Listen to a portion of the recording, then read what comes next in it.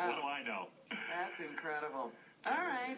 And veteran White House correspondent HellenThomas is retiring. Yeah, good idea, bitch. You know, you see these old ladies and you think they're nice because they're old ladies. Sure. You forget they are people and they probably have foibles. Yeah, her employer, Hearst Corporation, has issued a statement saying her retirement is effective immediately. Well, you know, her whole thing was she was so old that she got to ask the president the first question at every press conference. Right.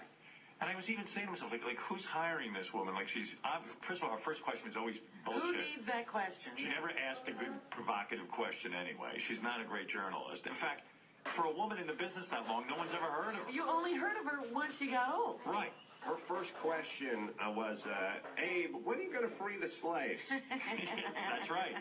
But she's 95 years old, right? Or something? 89. She looks bad for 89, and that's hard to do. Somebody wrote into the paper today, they said, please do not publish any more pictures of that woman. She scares me. They didn't. I know. Our first question, it's funny you say this, I read this.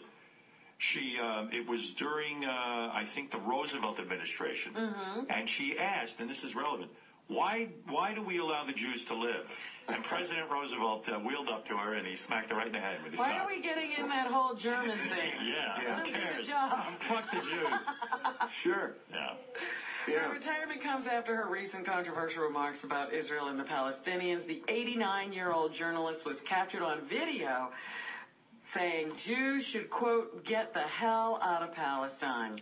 Right. She issued an apology on her website saying peace in the Middle East will come only when all sides recognize the need for mutual respect and tolerance. How's that an apology? I don't know. Yeah. Now I have to go shit on the diary of Anne Frank.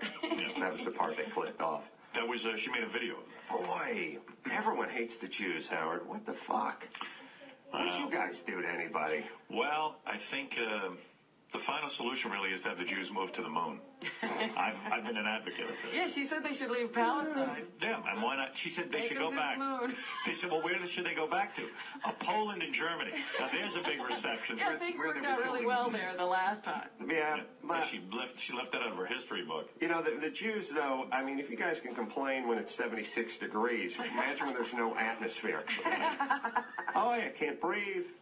And then, you know, once the Jews get to the moon, they'll have to live on the dark side of the moon. Yeah, because then, you know, people will think the moon is someplace we need to have. You know what it is? The Jews are smart, they're successful, they band together, they take care of their own, and other people that can't get their shit together get resentful about it, and then they turn on them. Absolutely. So like Pauly Shore's family fighting with each other?